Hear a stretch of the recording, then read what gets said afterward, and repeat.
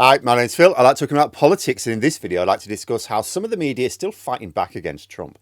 Trump's minions tried to claim that the messages which had accidentally included a journalist were not actually revealing war plans, and so security was not compromised. Okay then, the journalist in question said, in that case you have no objection to me publishing it then, do you? And so he has. The ante has just been raised. But first, for daily political commentary, please hit the subscribe button to stay notified. So this signal fiasco is getting more and more ridiculous for Trump. Even under the Tory government of the UK, this would have resulted in a resignation or sacking by now. But those involved, like half a dozen of Trump's senior members of government, have doubled down instead. Defence Secretary Pete Hegseth said, nobody's texting war plans and that's all I have to say to reporters. Except even saying that was fairly extraordinary given that he clearly had been texting war plans. Up until this point, the journalist at the centre of this, Jeffrey Goldberg of The Atlantic, had only published a few details not related to the ongoing military operation, other than to allude to the fact that they had been privy to that. Because obviously a journalist knows better than to publish top secret classified information, even if they come across it innocently.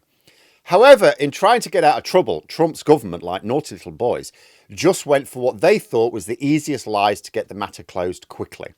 So they tried to suggest that actually no classified information was communicated on Signal at all, so that they could claim there had been no security breach, just an embarrassing cock-up, that the only problem here was that someone invited a journalist to the group by mistake.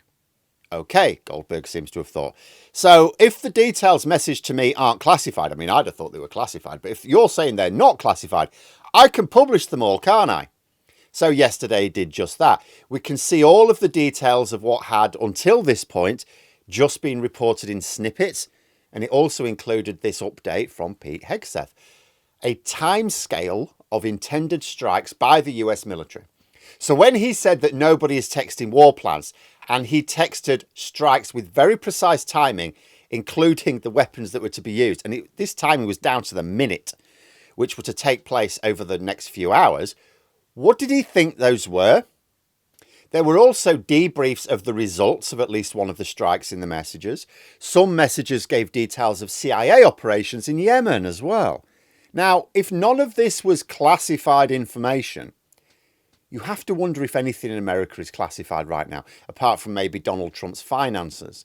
So when the Director of National Intelligence and the CIA told the Senate yesterday that no classified information was shared, are they saying that these military plans were declassified before the strikes had even taken place? How does that make sense? It's not normal to declassify military operations in that detail even after they have taken place. But the whole point of classification is to make sure they are definitely not shared publicly when they are still to take place. The BBC reported a former military intelligence expert, they said, Philip Ingram, saying that these messages would very likely have been classified because to someone with military knowledge, they actually give a lot of information which could have been used by America's targets if they'd intercepted them. To civilians like me, they look serious enough. You've got the timings of attacks. But the terminology used provides even more details to those who understand them. So unless they are claiming that Trump's government is in the habit of declassifying military operational details before they have been actioned, then they lied to the Senate. Because we have the proof now that intended strikes with very precise timings were shared with the Signal Group hours before those strikes took place. And some of the Senate questions looked at the security of the app itself. The National Security Agency Director, Timothy Hoare, was asked if his agency had recently warned employees not to use the app because of the risks associated. And he replied, yes, that's correct.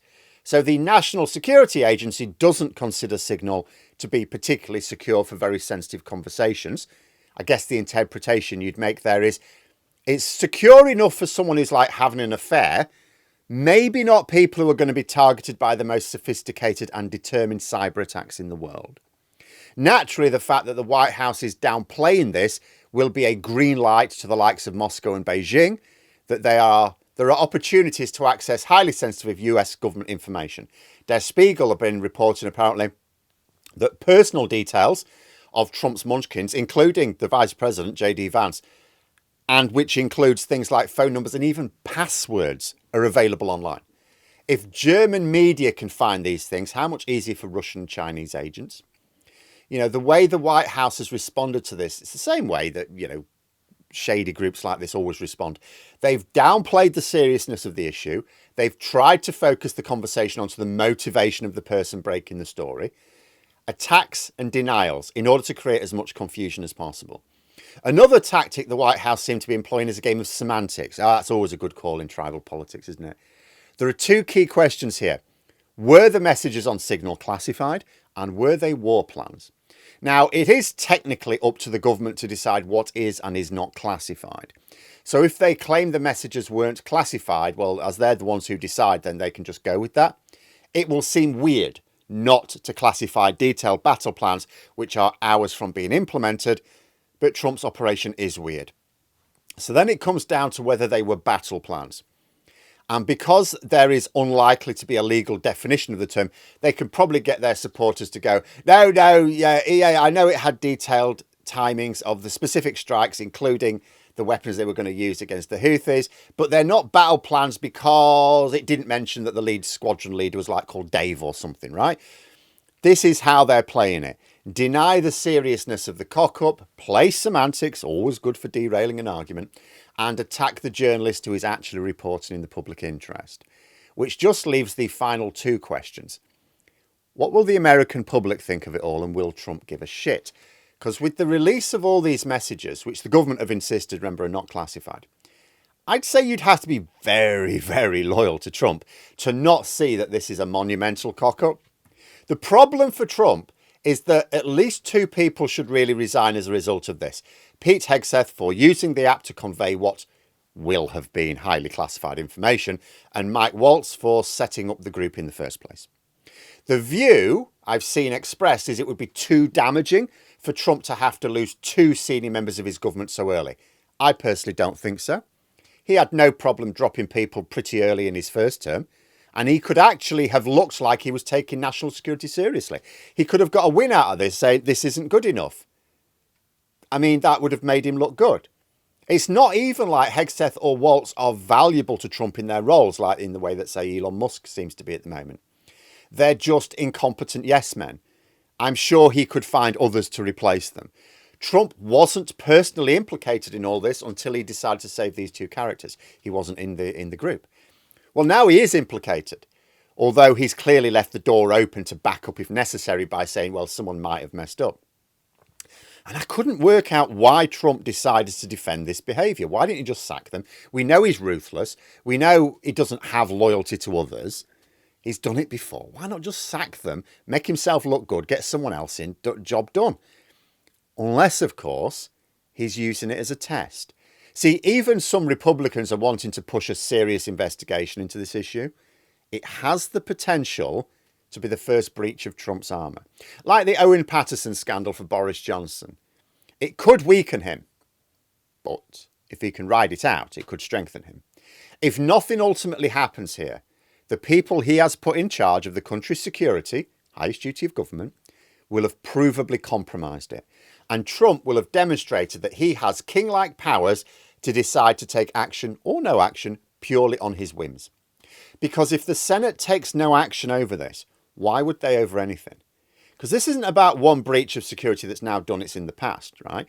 The government are giving every indication that they intend to keep behaving like this because they're saying they did nothing wrong. So why would you change your behaviour, right? And now, as I say, Russia, China, Iran, anyone else who's interested in hacking the American military operations, they now know that that's an especially easy mark now. Is Congress going to shut this major vulnerability down? If not, then Trump will know that they are more loyal to him, whether out of fear or respect, doesn't matter, than their country. But there we are. Those are my thoughts. Let me know yours in the comments below. If you've enjoyed the video, please click the like button and subscribe for further content. If you'd like to support the channel further, you can click the join button for memberships. Thanks for watching. And until next time, I'll see you later.